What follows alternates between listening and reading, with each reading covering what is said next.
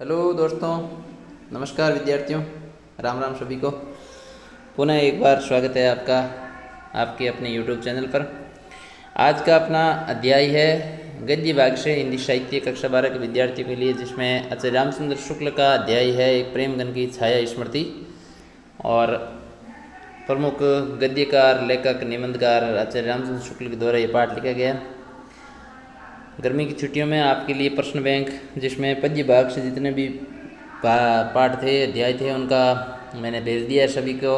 Video बना के आपने उसका अध्ययन कर लिया होगा।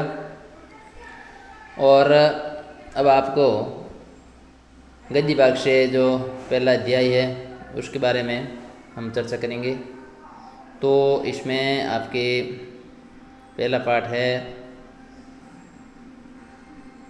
जो रामचंद्र शुक्ल का है। यदि आप वीडियो पर नए हैं तो चैनल को सब्सक्राइब कर लीजिए, लाइक और शेयर करना ना भूलें अधिक से अधिक मित्रों और दोस्तों तक। तो इसमें अपना पहला प्रश्न है, आचार्य रामचंद्र शुक्ल का प्रेमगन से प्रथम परिचय कहाँ हुआ? तो मिर्ज़ापुर में हुआ था।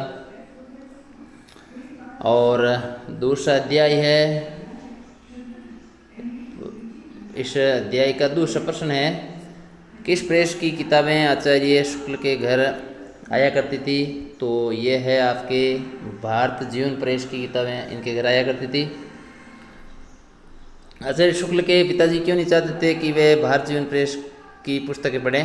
क्योंकि इससे पढ़ाई डिस्टर्ब हो रही थी, इसलिए वो नहीं चाहते थे कि किताबें पढ़े तो अध्ययन से ध्यान भंग हो। इसी वजह से अध्ययन से ध्यान भंग नहीं करना चाहते थे, तो किताबों से दूर रखना चाहते थे। लेकिन आचार्य शुक्ल कहाँ से पुस्तकें लाकर पढ़ते थे? तो पुस्तकालय से पुस्तकें ला करके पढ़ते थे। इसके अलावा अगला क्वेश्चन है, आचार्य शुक्ल के पिता की किन्हीं दो विशेषताओं को बताइए। तो इनकी जो दो विशेषताएं हैं मैं आपको अभी बताता हूँ। तो ये एक तो फारसी के अच्छे ज्ञाता थे, पुरानी हिंदी के प्रेमी थे, नाटककार भी थे, और फारसी कवियों की उक्तियों को हिंदी कवियों की उक्तियों के साथ मिलाने में बड़ा आनंद आता था। और इस प्रकार घर में सभी लोग एकत्रित रामचरितमानस और रामचंद्र जी का बड़े अच्छी तरह रंग से पढ़ाया भी करते थे। अगला क्वेश्चन है विद्यार्थियों, आचार्य शुक्ल के समन्वयक हिंदी मंडली का नाम क्या? निसंदेह नाम रखा गया था, निसंदेह। अगला प्रश्न है, बद्रीनारायण चौधरी किस स्वभाव के व्यक्ति थे? तो विनोदी स्वभाव के व्यक्ति थे और हंसमुख स्वभाव के रईसी व्यक्तित्व के धनी थे, वाक्पटुता में माहिर है। आचार्य शुक्ल द्वारा चिंतामणि किस गद्य? तो निबंध संग्रह की गद्य की ये पुस्तक है, 4 भाग है इसके। शुक्ल जी की गद्य शैली किस प्रकार की थी? तो भावात्मक और व्यवहारिक निबंध शैली इनकी थी, व्यास शैली। चौदिशा मिर्जापुर का अर्थ क्या रखते थे? तो समुद्र से उत्पन्न लक्ष्मी अथवा लक्ष्मीपुर अर्थ रखते थे। मीर का मतलब समुद्र, जा यानी उत्पन्न, और पुर यानी स्थान। अगला क्वेश्चन है विद्यार्थियों, इस पुरातत्व की दृष्टि में प्रेम कौतूहल का अद्भुत मिश्रण रहता था। शुक्ल जी ने प्रेमगन के संबंध में ये कथन क्यों कहा? अपने विचार लिखिए। तो इस क्वेश्चन का जो उत्तर है वो आपके मैं अभी बता रहा हूँ।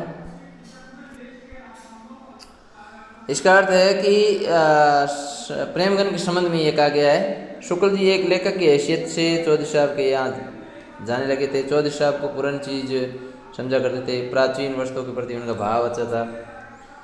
शुक्ल जी चौधरी साहब के प्रति वही भाव रखते थे। उनकी दृष्टि चौधरी साहब के प्रति श्रद्धा और कौतूहल का मिश्रण रहता था, तो शुक्ल जी इनके प्रति अच्छा भाव रखते थे। अगला क्वेश्चन है, प्रस्तुत संस्मरण के आधार पर चौधरी साहब की चारित्रिक विशेषताओं का उल्लेख कीजिए। तो चौधरी साहब की जो विशेषता है वो है कि वो एक आकर्षक धनी थे। उनका पहनावा और कंधे तक लटके बाल और भी उनकी भव्यता में 4 चांद लगा देते थे। खानदानी रईस थे और चौधरी साहब वाकपटु और हाजिर जवाब थे। लोगों को बातों द्वारा मूर्ख बनाने में काफ़ी आनंद आता था उनको, और अच्छा आवभगत भी करते थे अपने घर आए मेहमानों का। तो इस प्रकार चौधरी साहब की ये विशेषताएं हैं कुछ। अगला क्वेश्चन, बद्रीनारायण चौधरी से संपर्क बढ़ने शुक्ल जी को क्या पता चला? तो लेखक को ये पता चला कि वो बड़े ही रईस व्यक्ति है और हंसमुख स्वभाव के, विनोदी स्वभाव के व्यक्ति हैं और एक बहुत बड़े हिंदी के लेखक और कवि हैं। बद्रीनारायण चौधरी की मान्यताएं दृढ़ थी, पाठ के आधार पर समझाइए। बद्रीनारायण चौधरी कौन सी भाषा के समर्थक थे? देवनागरी, नागरी लिपि, हिंदी भाषा के समर्थक थे। इसके बाद में अगला क्वेश्चन है,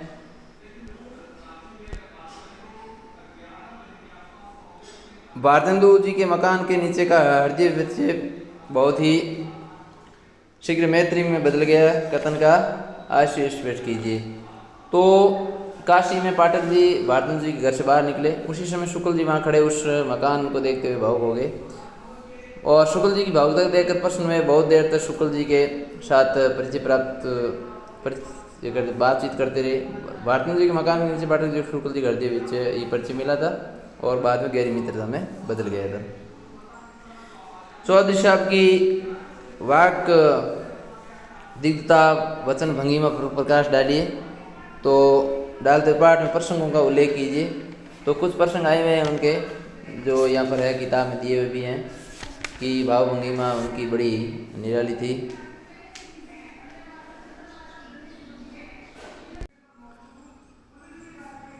जैसा कि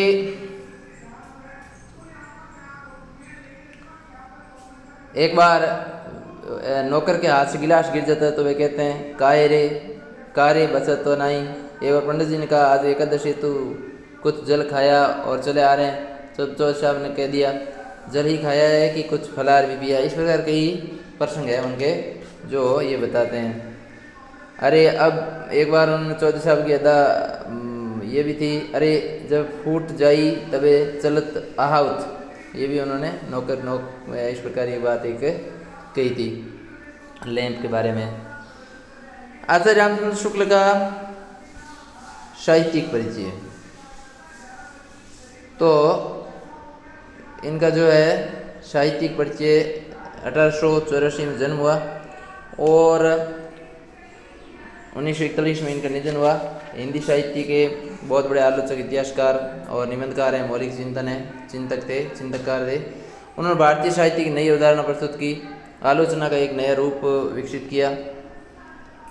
हिंदी साहित्य का इतिहास 1929 में इन्होंने लिखा। निबंध संग्रह चिंतामणि, 4 खंडों में रश्मि मीमांसा, सूरदास, तुलसीदास, त्रिवेणी आलोचना ग्रंथ लिखे, जायसी ग्रंथावली, भरमर की इशार और आनंद कादम्बिनी पत्रिका संपादन किया इन्होंने। इस वर्ष के अलावा शुक्ल जी ने कुछ कहानियाँ, लेख, काव्य, संस्मरण आदि लेखन का परिचय देकर अपने व्यक्तित्व को परिचय दिया है। तो इस प्रकार आचार्य रामचंद्र शुक्ल का साहित्यिक परिचय आप याद रखें 1884 से 1941 तक। तो मिलते हैं नेक्स्ट वीडियो में, तब तक के लिए जय हिंद जय भारत। वीडियो बिना स्किप किए पूरा देखें तभी आपको समझ में आएगा। कमेंट करके ज़रूर बताएं, लाइक और सब्सक्राइब करना नहीं भूलें।